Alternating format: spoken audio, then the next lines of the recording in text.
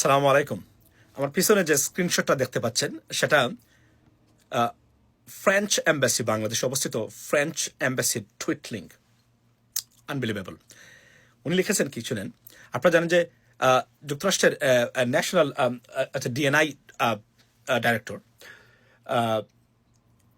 উনি director of national intelligence, উনি বাংলাদেশ নিয়ে যে মন্তব্য করেছেন ইন্ডিয়াতে বসে এনডিটিভির সাথে সাক্ষাৎকারে, সেটাতে বলছেন বাংলাদেশে ইসলামিক টেরোরিজম বা খালিফাত প্রতিষ্ঠা হওয়ার চেষ্টা চলছে এবং মাইনরিটিদের উপর মানে হত্যা থেকে শুরু করে মারাত্মক নির্যাতন হচ্ছে, which is completely false, right? Fabricated, manipulated by Indian government. That's why she said that, right?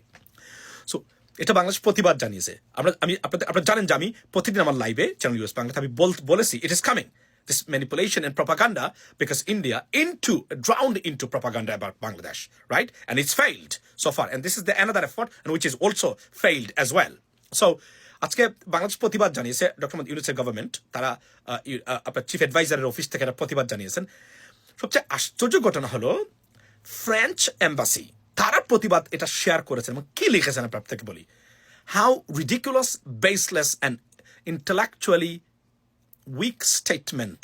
Can you believe that? Thank you so much, French Embassy. ধন্যবাদ দিতে হয় আপনাদেরকে। তবে নজিরবিহীন ঘটনা এবং নজিরবিহীন move by the French Embassy in Dhaka, মানে we have never seen anything like that. It's not their job, to be honest, but তারা নিশ্চয় এটা করেছেন, এটা প্রতিবাদ জানিয়েছেন। এটা যুক্তরাষ্ট্রের গভর্নমেন্টের কাছে যাবে এবং তুলসী গাবার্ডের অফিসে যাবে। ভারতে অলরেডি চলে গেছে এবং তারাই দেখেন একটা শেয়ার করেছে ভারতের আরএসএস এর সদস্য এই জায়গাতে। সুতরাং thank you so much French embassy. সত্যকে সত্য, মিথ্যাকে মিথ্যা বলতে হবে, এই গাছটা সবার ভিতরে থাকে। এবং I would like to urge all the embassies and high commissions in Bangladesh, please protest it. Protest this baseless, fabricated and propagandist statement given by Tulsi Gabbard on Bangladesh.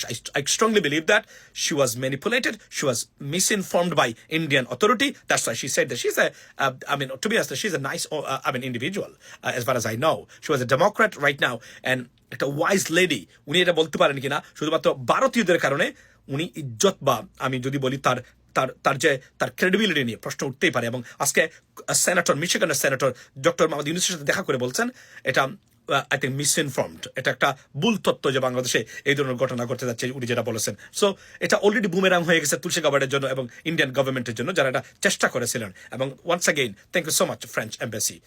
আসসালামু আলাইকুম।